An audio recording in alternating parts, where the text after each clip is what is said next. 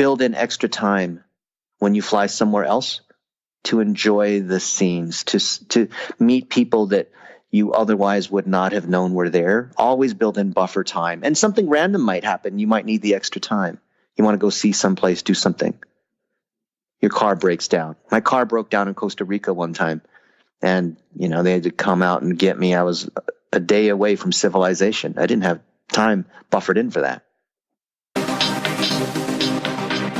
When you travel for a vacation, you don't worry about a wrinkled shirt. But when you travel for business, being connected, being presentable, and not having dead batteries are true causes for concern.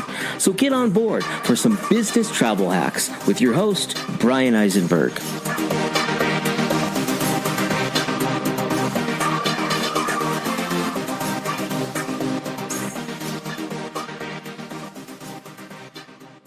I'm Dennis Yu, the CTO of BlitzMetrics. I've flown 4.5 million miles in the last 15 years, and it started with conferences, and it's now included colleges and clients. And the more you speak, the more conferences invite you, and I've learned to do this at a larger scale, and now we've got a team of people that are flying around, and we coordinate for workshops and events, and I feel like I'm a full-time travel coordinator. Well, I think it's very interesting for you, especially because I know one of your early mentors was in the travel industry, and it's probably shaped a little bit of your perception about travel. I'm curious what lessons you took from that. Well, having the CEO of American Airlines as a mentor teaches you a lot. I used to fly every single weekend. I remember we'd go to the airport, and it'd be the A terminal, gates 1 through 31, and we'd have numbers 1 through 31 in a basket and draw them. And if I picked 27, I'd go to Paris. If it was 28, it was Oklahoma City. So we learned a lot of tricks on how to travel.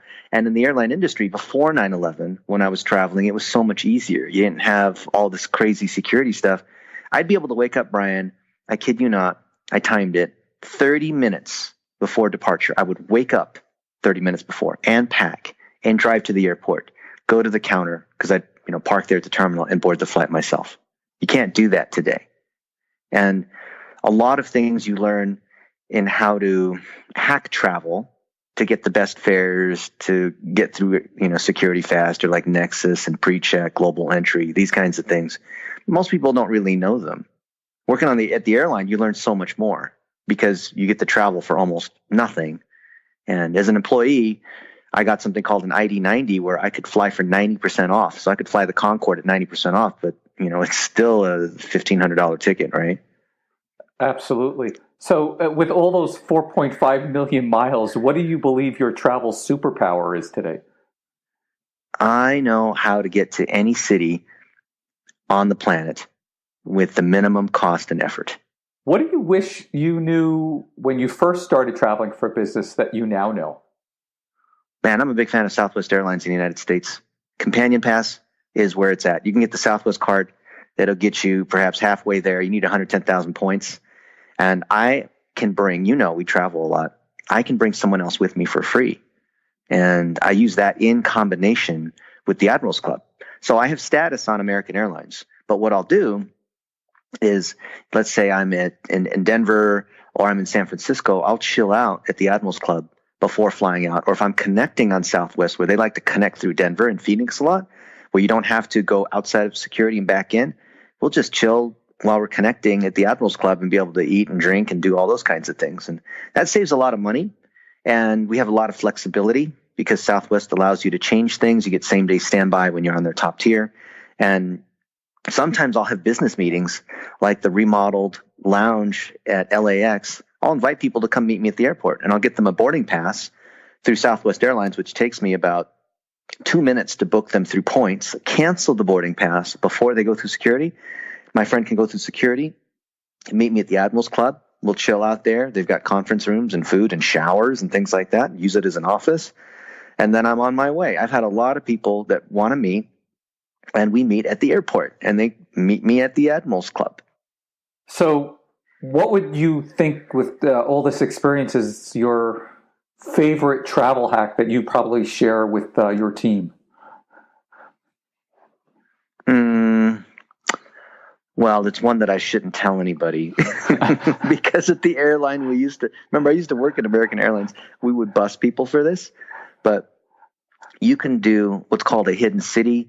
And there are sites like Skiplagged, and you could do it at the ArcIATA database, where let's say that you wanted to fly, Brian, from Austin to, let's see. Portland. Portland, sure. And it connects through, that flight will probably connect through LA or Phoenix, right? Or actually, there are flights, let's say you want to go to Portland, and you find there's a cheaper fare on Alaska that connects through Portland that goes to Seattle. And Seattle is a more expensive market. Portland, Seattle might be a cheaper market than Portland. So then you buy the ticket to Seattle, which connects through Portland, and you drop that second segment, right? That's called a hidden city.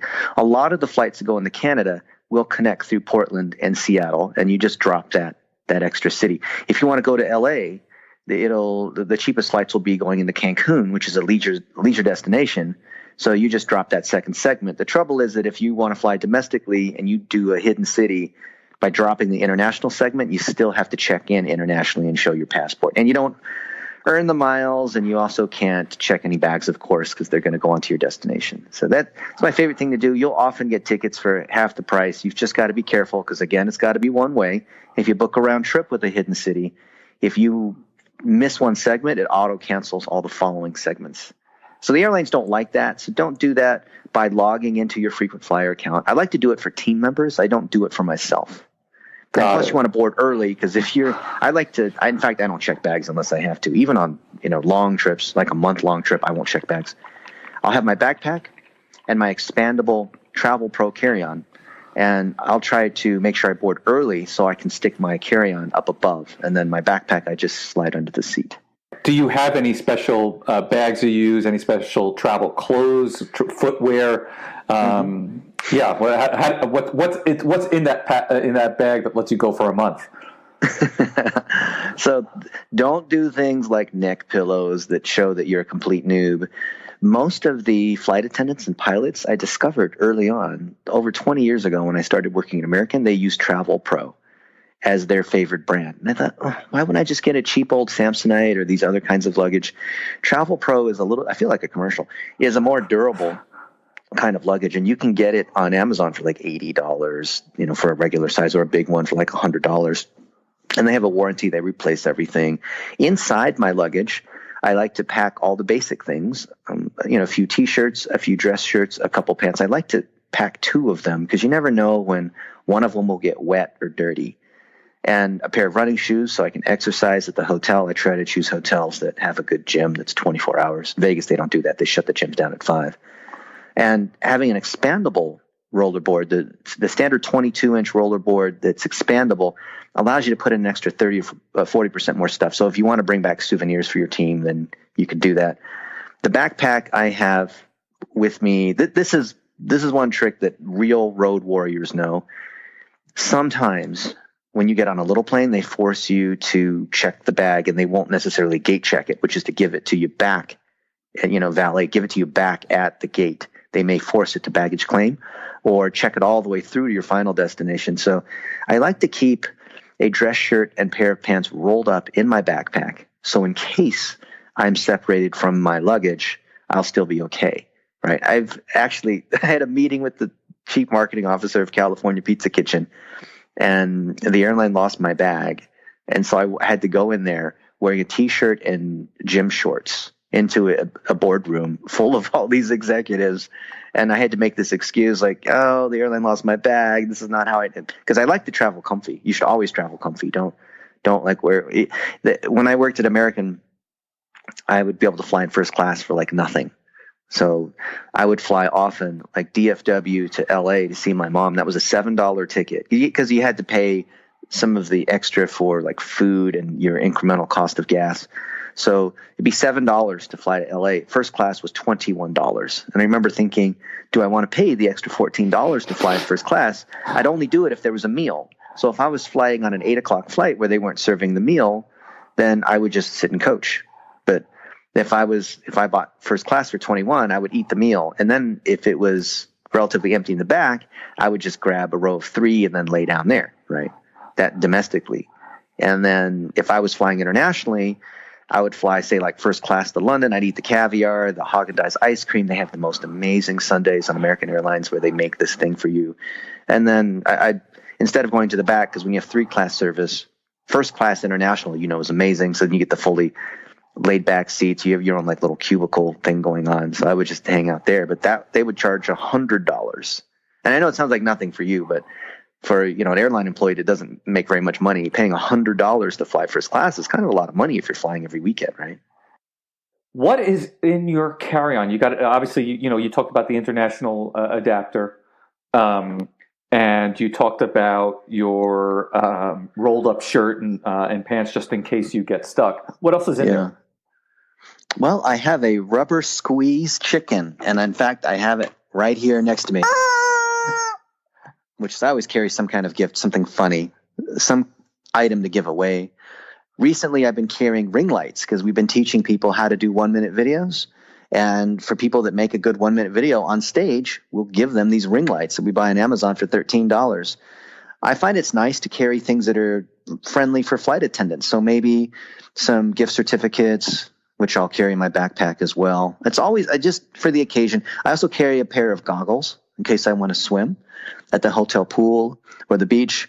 And I often carry a Frisbee because I'm traveling with other team members and we want to be able to exercise. And football's too big, but a Frisbee's easy to pack. What's your favorite travel destination? Man, the North Pole. I was there a couple months ago, almost the North Pole. And you can fly there from Oslo. There are direct flights into Svalbard. It's amazing. Might check it out. It's up at the 78th degree. And there you've got polar bears and glaciers and all kinds of super cold but super fun things. Northern lights, go hiking, ice caves. I got to tell you, I was not expecting that as an answer, but that's kind of awesome. Thank you for listening to Business Travel Hacks with your host, Brian Eisenberg. Catch us on the web at businesstravelhacks.com or at Business Travel Hacks on Facebook and Instagram.